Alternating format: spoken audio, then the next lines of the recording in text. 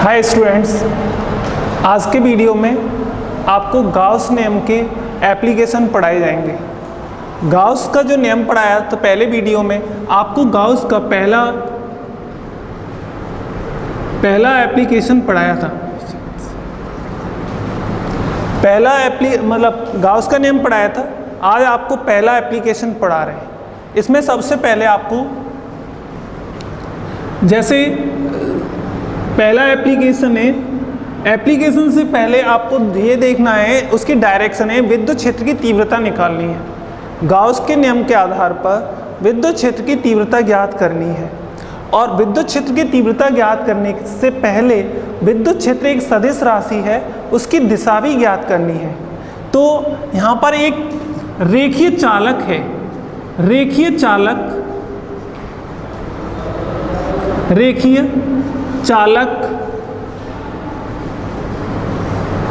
आवेशित रेखीय चालक, यहाँ पे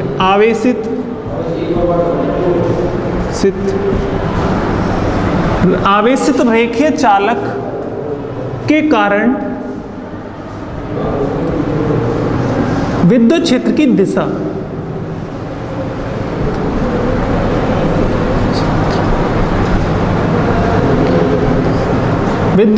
दिशा इसमें आवेशित रेखीय चालक के कारण विद्युत क्षेत्र की आपको दिशा देखनी है। बहुत अच्छा टॉपिक है, बिल्कुल समझ में आएगा। अभी साथ ही अगर आप इस वीडियो को ध्यान से देख रहे हैं तो आपको ज़रूर समझ में आएगा। आप ध्यान से देखिएगा और थ्योरी अपने आप लिख सकते हो, इतनी सिंपल है इसका। एक रेखीय आवेश है, ये अनंत लंबाई का हो सकता है, ये धन आवेशित है, प्लस यानी धन आवेश है। अब इसके कारण इसके इधर या इस ओर इधर या इसके उधर साइड पे किसी भी दिशा में हमें विद्युत क्षेत्र की दिशा देखनी है, किसी भी ओर विद्युत क्षेत्र की दिशा देखनी है। अब आप देखिएगा, मैं यहाँ पर देख रहा हूँ, यहाँ पर एक बिंदु है, इससे एक कुछ दूरी पर है, इसके आगे आपको विद्युत क्षेत्र यानी यहाँ पर आपको विद्युत क्षेत्र की दिशा देखनी है। ये P पॉइंट है, इस जगह पे P पॉइंट। अब आप इस जगह पर विद्युत क्षेत्र की दिशा देखने के लिए इससे यानी ये O है, इससे समान दूरी पर दो अल्पांश ले लो। दो अल्पांश मतलब दो एलिमेंट ले लो। एक एलिमेंट ये है M और एक दूसरा एलिमेंट N है। ये दोनों समान लंबाई के हैं। यहाँ से यहाँ तक जो लंबाई है वो समान है dl, और यहाँ से यहाँ तक भी लंबाई dl समान है। समान लंबाई के समान दूरी पर दो अल्पांश हैं। इन अल्पांशों के कारण, इस अल्पांश के कारण आप मान लो कि इस जगह पर विद्युत क्षेत्र की दिशा, विद्युत क्षेत्र dE1 है। d मतलब अल्पांश के लिए लिया है। इस अल्पांश के कारण इस जगह पर विद्युत क्षेत्र dE2 वेक्टर है, dE2 वेक्टर है। अब ये इसको हम आगे बढ़ाएं, वो इधर हो गया। ये एंगल थीटा हो तो ये एंगल भी थीटा होगा, क्योंकि ये दूरी देखो समान लंबाई के हैं और ये दूरी समान है, समान लंबाई के हैं और ये दूरी समान है। तो इसका मतलब इस जगह पर जो कोण बन रहे होंगे वो भी समान होंगे, इसलिए ये कोण थीटा है तो ये भी कोण थीटा होगा। अब देखिएगा, ये सदिश राशि है और सदिश राशि किसी कोण पर होती है तो उसके दो घटक होते हैं। दो घटक होते हैं, एक तो क्षैतिज घटक होता है और एक ऊर्ध्वाधर घटक होता है। क्षैतिज घटक किधर होता है और ऊर्ध्वाधर घटक किधर होता है। ये ऐसा नहीं होता है कि क्षैतिज घटक तो ऐसे समांतर मान लें और ऊर्ध्वाधर घटक ऐसे अभिलंबित मान लें, ऐसे नहीं होता। क्षैतिज घटक उस ओर माना जाता है जिस ओर से कोई सदिश राशि किसी कोण पर है। जिस ओर से कोई भी सदिश राशि किसी कोण पर है वो उधर दिशा में क्षैतिज घटक होता है। आप देखिएगा कि ये सदिश राशि है, किसके साथ? थीटा कोण पर है, इसके साथ। तो इस साइड में निश्चित रूप से ऊर्ध्वाधर घटक हो गया इसका, डी, क्षैतिज घटक हो गया D 2 cos theta, cos theta. ऐसे ही इसका देखना, फिर ऊर्ध्वाधर घटक किधर होगा? ऊर्ध्वाधर घटक ऊपर की ओर होगा, ये ऊर्ध्वाधर घटक हो गया D2 sin थीटा। इसी प्रकार यहां पे देखिएगा, ये D1 है, ये D1 है, तो D1 के कारण विद्युत, देखो D1 किसके साथ कोण बना रहे हैं? इसके साथ कोण बना रहे हैं। तो D1 वेक्टर का जो क्षैतिज घटक होगा वो इस दिशा में होगा, D1 cos थीटा। इसका क्षैतिज घटक भी इधर दिशा में, और इसका अविलंबित घटक किधर होगा? इस ओर होगा। अब आप सोच रहे होंगे कि इधर जो होगा वो इधर ही क्यों होगा, ऊपर की क्यों नहीं? 90 के कोण पे देखना है आपको, तो पर 90 का कोण उस ओर देखना है जिस ओर मुख्य राशि है। जैसे मुख्य विद्युत क्षेत्र है, मुख्य राशि मतलब मुख्य विद्युत क्षेत्र है, मुख्य विद्युत क्षेत्र किधर है? इधर की ओर, तो आपने अविलंबित घटक इधर माना है।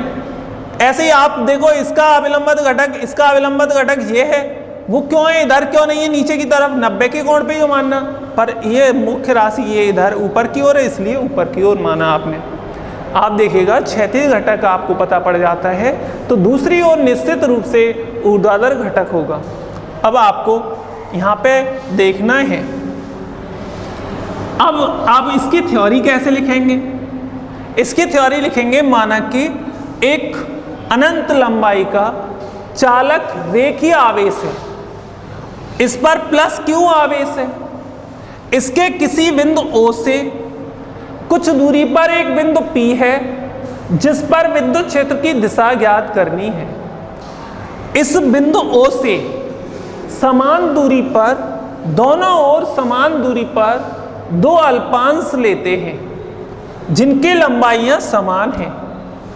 इन समान लंबाइयों के अल्पांश के कारण P बिंदु पर विद्युत क्षेत्र की तीव्रता DE1 वेक्टर और DE2 वेक्टर है, DE1 वेक्टर और DE2 वेक्टर है।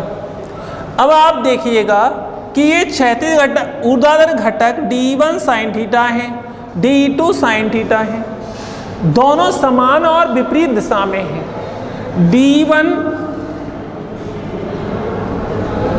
D1 sin theta and DE2 sin theta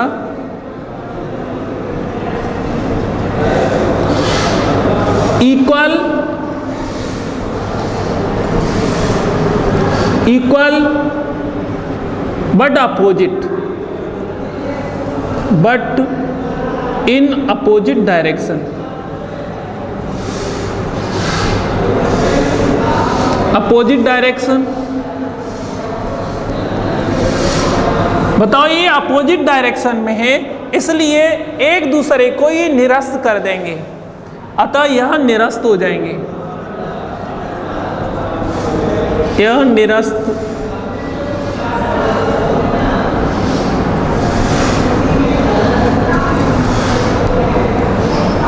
हो जाएंगे।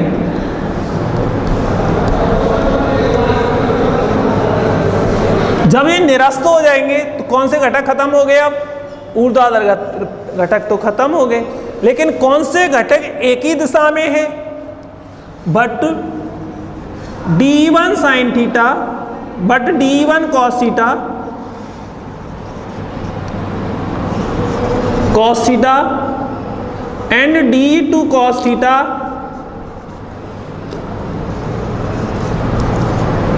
Are in same direction, same direction, एक ही दिशा में है। जब ये एक ही दिशा में होंगे तो ये जुड़ जाएंगे, जुड़ जाएंगे। इसका मतलब हो गया D is equal to D1 cos theta plus D2 cos theta. देखो ये समान दिशा में है, समान दिशा में होने के कारण जुड़ गए। अब आप देख पा रहे हैं कि P बिंदु पर विद्युत क्षेत्र कौन सी दिशा में दिखाई दे रहा है। अतः P बिंदु पर अतः चालक से विद्युत क्षेत्र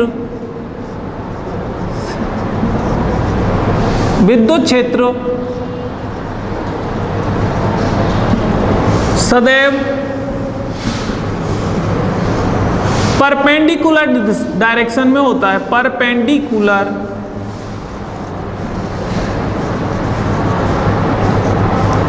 डायरेक्शन में होता है।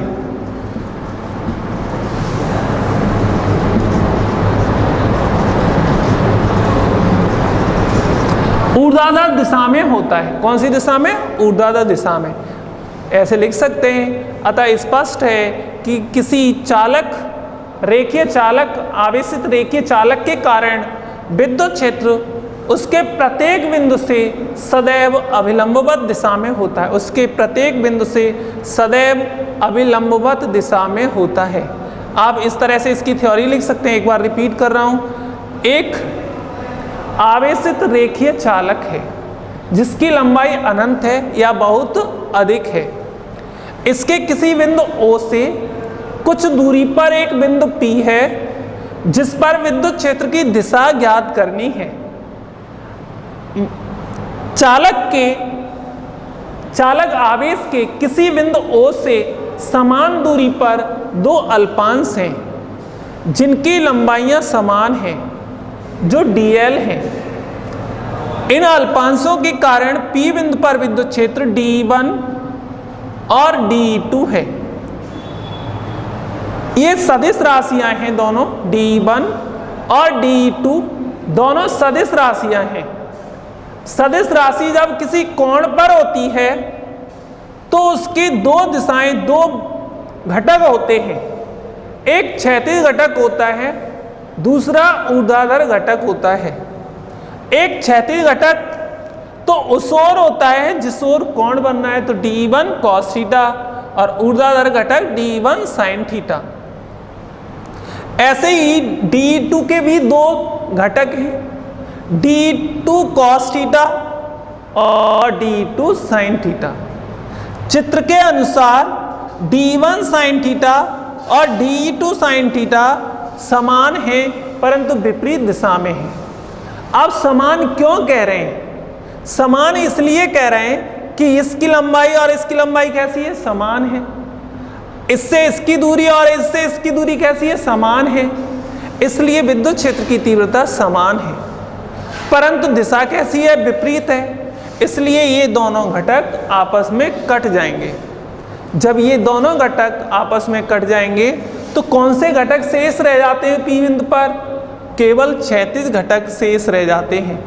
कुल विद्युत क्षेत्र की तीव्रता D1 cos theta D2 cos theta है। अतः चालक से विद्युत क्षेत्र सदैव अभिलंबवत दिशा में होता है। इस तरह से ये टॉपिक कंप्लीट है। अब रेखीय आवेश के कारण विद्युत क्षेत्र की तीव्रता ज्ञात करनी है। रेखीय आवेश के कारण विद्युत क्षेत्र की तीव्रता, बहुत अच्छा टॉपिक, गाउस के नियम से।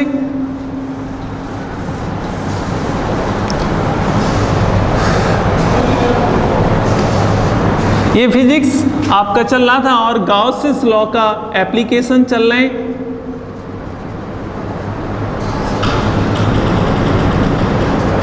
एप्लीकेशन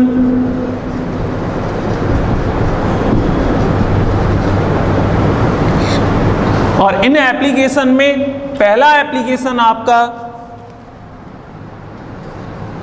ये है electric field intensity due to a linear charge conductor. Linear charge कह सकते, केवल लीनियर चार्ज। तो देखो रेखीय आवेश के कारण आवेश, या इसको ऐसे लिखा जा सकता है, चालक रेखीय आवेश अपरिमित लंबाई का, अपरिमित भी बोलते हैं, अपरिमित, अपरिमित लंबाई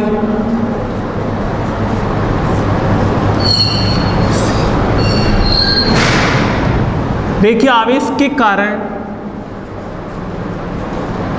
विद्युत क्षेत्र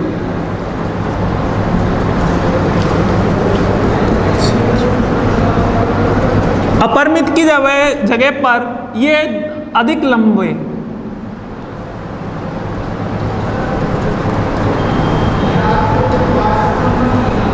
अधिक लंबाई वर्ड का उपयोग कर सकता है।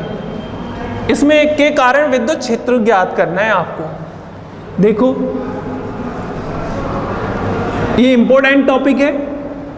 ये यहां पर अनंत लंबाई का हमने रेखीय चालक बना लिया जो आवेशित है। इस पर मान लो धन आवेश है,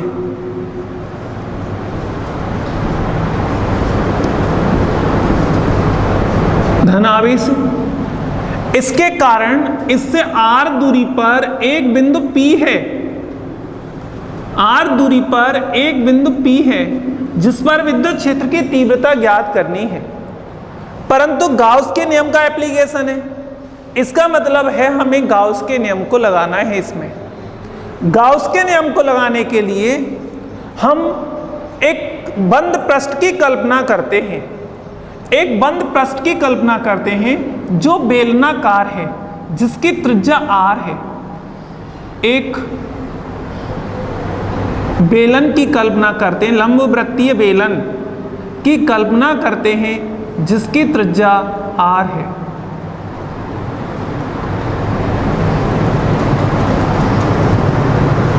ये बेलन की कल्पना कर ली।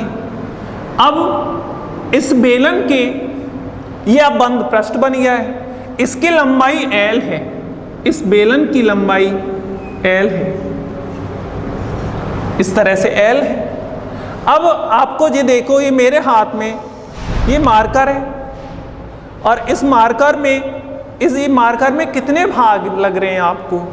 इस मार्कर में 3 भाग हैं। एक तो ये वृत्तीय भाग है, ये वाला वृत्तीय भाग, ये वाला भी वृत्तीय भाग है और ये बेलनाकार भाग है, इसलिए इसके 3 भाग हैं। मान लो इसके भीतर आवेश है, भीतर आवेश, एक बल्ब जल रहा है, तो प्रकाश कहाँ कहाँ होके आप अपने हिसाब से देखें तो प्रकाश कहाँ कहाँ होके बाहर निकल रहा होगा? यहाँ होके बाहर निकल रहा होगा, यहाँ होके बाहर निकल रहा होगा और इसके चारों ओर से होके बाहर निकल रहा होगा। आपके हिसाब से ये 4 इधर से होकर भी और इधर से होकर और इधर से होकर प्रकाश बाहर निकलेगा। इसी प्रकार इसके भीतर आवेश है तो विद्युत क्षेत्र रेखाएं इधर से भी निकलनी चाहिए, इधर से भी निकलनी चाहिए और चारों ओर से निकलनी चाहिए। पर ये नॉर्मल सोचने पर ऐसा होता है, इधर से नहीं निकलता, वो आगे बताऊंगा मैं इसी टॉपिक में। अभी फिलहाल में इतना देखिएगा कि सब ओर से बाहर निकलता है। इसके 3 भाग है, वृत्तीय भाग, वृत्तीय भाग और ये बेलनाकार भाग। अब हमें सब ओर से विद्युत क्षेत्र के विद्युत फ्लक्स निकालना है और विद्युत फ्लक्स निकालने के लिए आपको यहाँ पे अल्पांश की कल्पना करते हैं। पहले यहाँ पर एक अल्पांश है, इस अल्पांश को P मान लो। एक अल्पांश यहाँ पर है, जितने पृष्ठ हैं उन सब पर आप अल्पांश मान सकते हैं। यहाँ पर भी एक अल्पांश है, इस प्रकार 3 अल्पांश मान लिए, ये P है, ये Q है, ये R है। क्षेत्रफल सदैव, यानी जो अल्पांश या पृष्ठ होता है उस क्षेत्रफल की दिशा उसके फेस की ओर होती है। तो इसका फेस किधर है? इसका फेस नीचे की ओर है, इसका फेस नीचे की ओर है, तो इसके क्षेत्रफल की दिशा नीचे की ओर होगी, ds वेक्टर।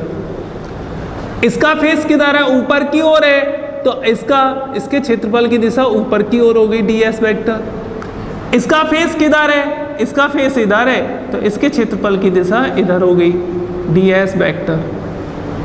अब आप सोचें, विद्युत क्षेत्र सदैव किसी रेखीय आवेश के कारण विद्युत क्षेत्र सदैव कैसे होता है? अभी आपको बताया था दिशा में, वो इसी में लगा हुआ क्वेश्चन आता है। तो विद्युत क्षेत्र की दिशा सदैव किसी चालक से अविलंबवत दिशा में होता है। विद्युत क्षेत्र सदैव किसी चालक से अविलंबवत दिशा में होता है। ये चालक था और इस चालक से अविलंबवत दिशा में, हर एक बिंदु से अविलंबवत दिशा में E1 वेक्टर, E वेक्टर बताना इसके कारण E वेक्टर यहां पर इसी दिशा में, क्योंकि प्रत्येक स्थान से एक ही दिशा में विद्युत क्षेत्र की तीव्रता होती है। तो इधर यदि आप मान लो कि इधर की बात करते हैं तो विद्युत क्षेत्र इधर होता, इधर होता।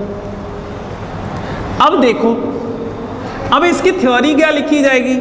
माना कि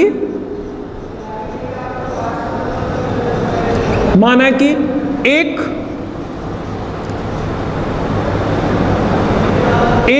अनंत लंबाई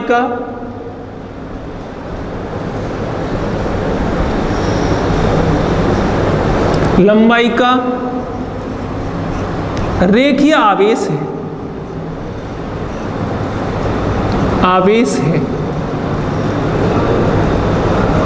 इस पर प्लस क्यू आवेश है,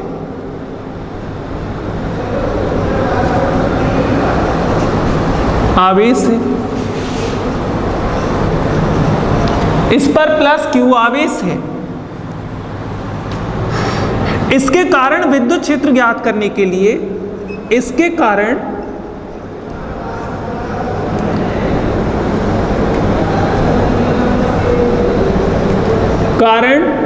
विद्युत क्षेत्र ज्ञात करने के लिए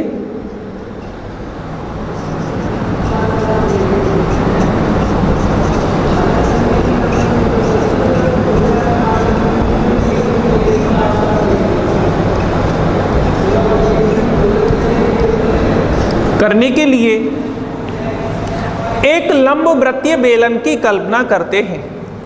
एक लंबवृत्तीय बेलन की कल्पना करते हैं।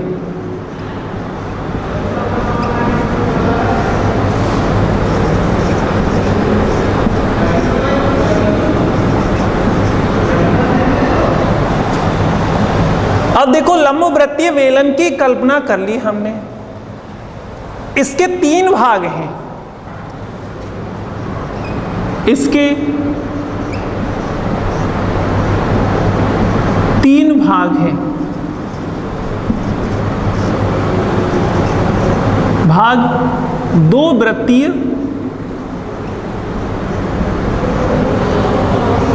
तथा 1 बेलनाकार।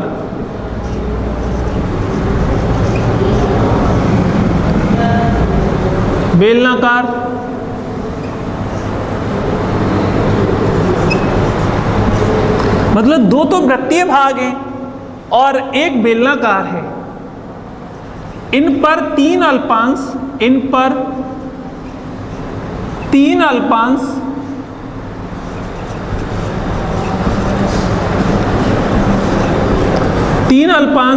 P, Q, R है। इन पर 3 अल्पांश P, Q, R हैं। प्रत्येक का क्षेत्रफल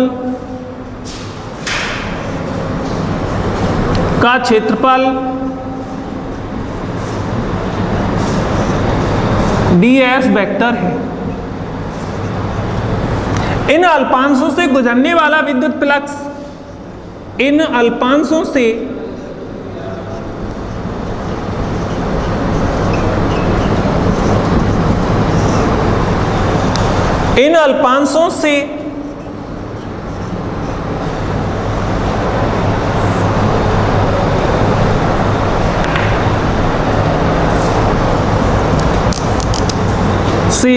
गुजरने वाला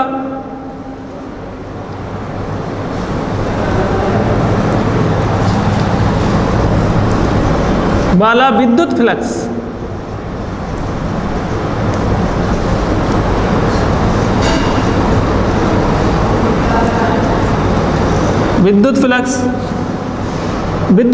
d phi is equal to d phi p, यानी P से गुजरने वाला विद्युत फ्लक्स d phi q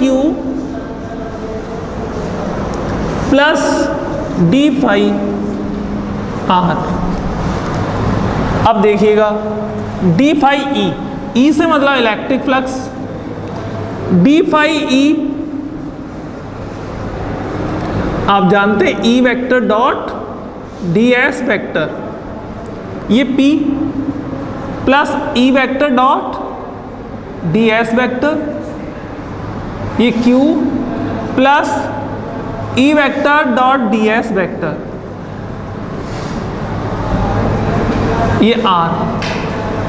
अब आप देखते हैं इनमें ई डी, आप क्या लिख सकते हो इसको, ई डी एस कॉस थीटा, ये P plus E D S cos theta, ये Q plus E D S cos theta, ये R। इस तरह से आप विद्युत फ्लक्स निकाल सकते हैं, परंतु हम देखते हैं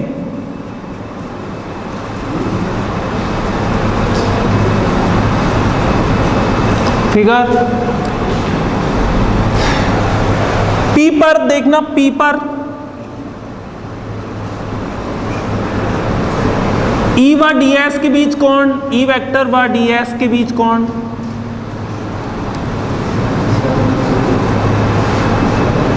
theta is equal to 0 degree. Q पर E वेक्टर डॉट व डी एस के बीच कोण,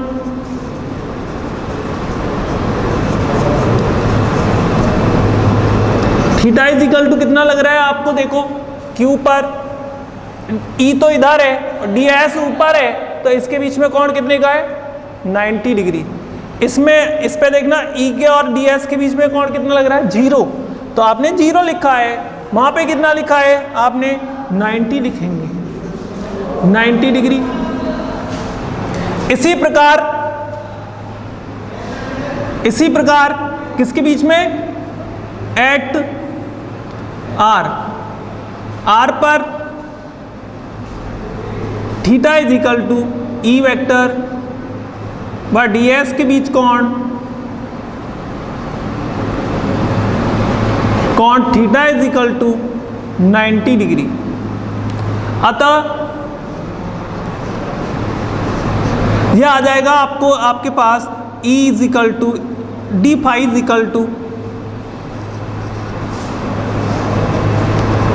ई D S cos 0 plus E D S cos 90 plus E D S cos 90।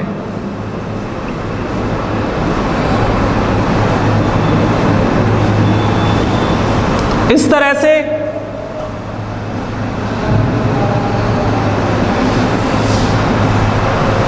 Cos 90, देखो ये हो जाएगा 0, ये ई डी एस कॉस, ये तो ई डी एस रहेगा, इसका मान 1 है, इसका कितना हो जाएगा 0, इसका कितना हो जाएगा 0, ये कुल मिला के D phi is equal to हो जाएगा ई डी एस। अगले डेरिवेशनों में और इसमें आपको ध्यान रखना है, संपूर्ण बेलन से गुजरने वाला विद्युत फ्लक्स, संपूर्ण बेलन के लिए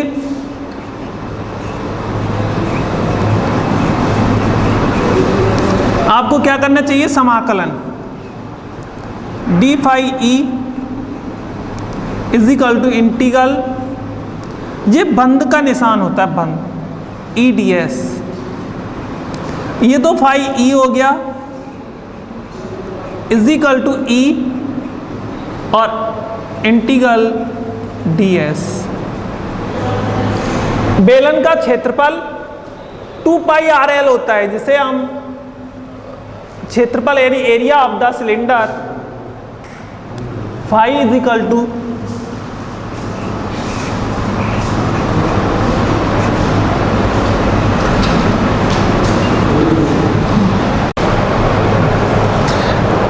इस तरह से E इज इक्वल टू, यहाँ पे ds है यानी वक्र पृष्ठ लगाना था, यानी इसका क्षेत्रफल लगाना था। क्षेत्रफल जो होता है 2 पाई RL होता है बेलन का, 2 पाई RL।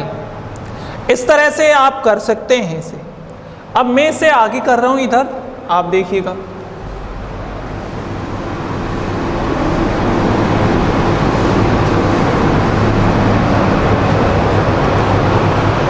इस जगह पे कुछ साइनिंग होती है, आप थोड़ा ध्यान केयरफुली देखना है। Phi is equal to, phi is equal to यहां पे हो जाएगा 2 पाई RL इंटू E। अब अभी तक हमने गाउस के नियम का उपयोग नहीं करा, अब गाउस के नियम का उपयोग कर रहे हैं। बट बाई गाउसेस लॉ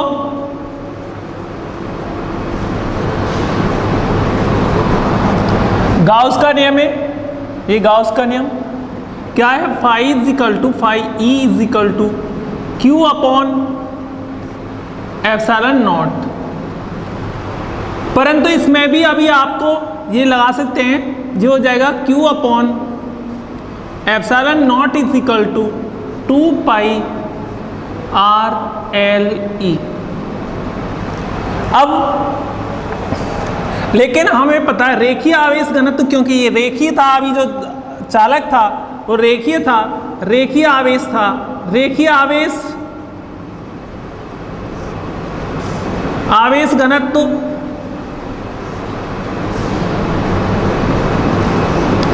घनत्व lambda is equal to Q upon L, Q upon L. तो यहां पे क्यू अपॉन एल है,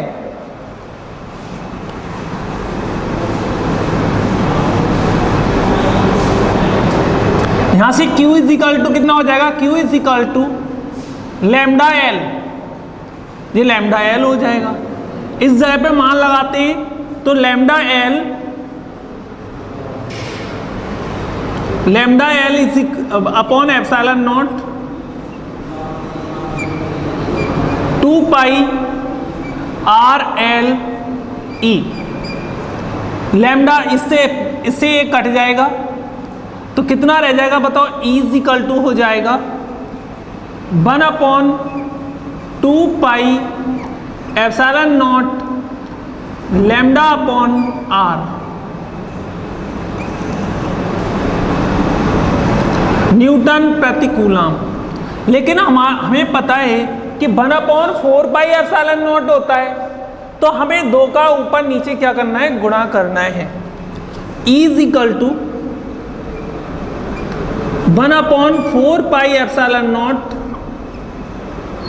2 लैम्डा अपॉन R।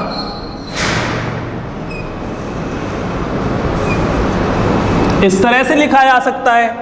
और फिर इसमें न्यूटन पर कूलम, इसे वेक्टर रूप में भी लिखा जा सकता है। E vector is equal to 1 upon 4 pi epsilon naught 2 lambda upon R cap. इस तरह से ये पूरा डेरिवेशन होता है। अभी आपने अपने चित्र में देख सकते थे कि इसमें एक लंबवृत्तीय बेलन था, उस बेलन के 3 भाग थे, 2 वृत्तीय भाग थे, एक बेलनाकार भाग था। जैसे ये मेरे हाथ में ये मार्कर है और ये बेलनाकार है, इसके 3 भाग हैं, एक वृत्तीय भाग, ये दूसरा वृत्तीय भाग, ये बेलनाकार भाग। विद्युत फ्लक्स हम ये मान लें कि विद्युत फ्लक्स सभी ओर से बाहर निकल रहा है, इससे भी निकल रहा है, इससे भी निकल रहा है और इससे भी निकल रहा है। तब इनके लिए निकलने वाला विद्युत फ्लक्स यानी कुल विद्युत फ्लक्स ये हो गया। अब इससे आप देख पा रहे हैं कि यहाँ से हम देखें, इस जगह से ये आपका हेडिंग था और इस हेडिंग के बाद आप ये लिख रहे हैं, ये हो गया आपका D phi is equal to इतना, क्योंकि phi is equal to E vector dot D S vector होता है, आपने ये लिख दिया। फिर इसके बाद इसको आपको पता है विद्युत फ्लक्स ई डी एस कॉस थीटा होता है, ई डी एस कॉस थीटा लिख दिया। लेकिन चित्र में आपने 3 भाग देखे थे, P भाग पर 0 कोण है, Q भाग पर 90 डिग्री का है और R पर 90 डिग्री का कोण है। इसका मतलब हो गया कि विद्युत फ्लक्स न तो इस भाग से बाहर निकलेगा, न विद्युत फ्लक्स इस भाग से बाहर निकलेगा, विद्युत फ्लक्स केवल बेलनाकार भाग से ही निकलेगा। यानी इससे निकल के आया। अभी हमने मान लिया कि ऐसा था कि यहाँ से भी निकल रहा है, यहाँ से निकल रहा है, फिर हमने कहा था हम आगे बताएंगे, तो अब आगे बता रहे थे कि विद्युत फ्लक्स इनसे तो बाहर नहीं निकल पाया, केवल बेलनाकार भाग से ही बाहर निकलेगा। इस तरह से ये मान लगाते गए। बेलन का जो क्षेत्रफल होता है वो 2πRL होता है। फिर 2πRL लगाने के बाद फाई, क्योंकि गाउस का नियम तो हमने लगाया ही नहीं, गाउस का नियम अब आगे है, phi is equal to Q upon epsilon naught.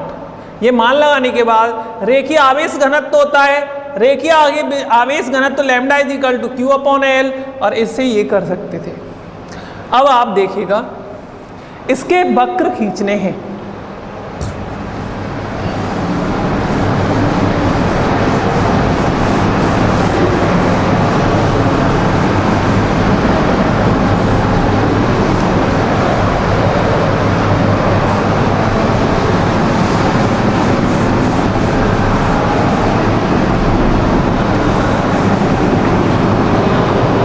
ये इसका वक्र है, E समानुपाती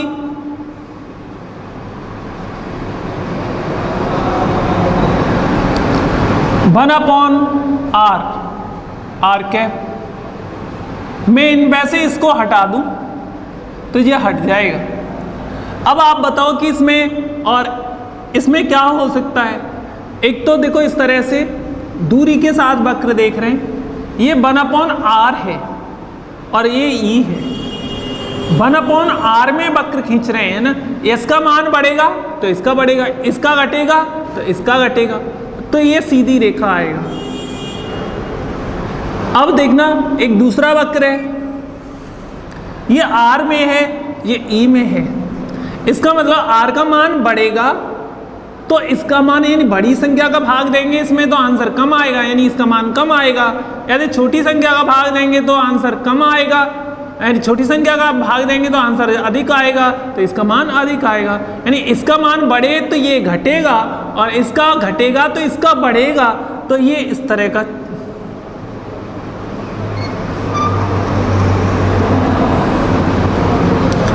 का डायग्राम आएगा। यानी ये ग्राफ है इसके, इस तरह से ये पूरा टॉपिक खत्म होता है। अब आगे का टॉपिक पढ़ाने के लिए आपको अगले वीडियो में आपको अगले एप्लीकेशंस बताएंगे, ठीक है।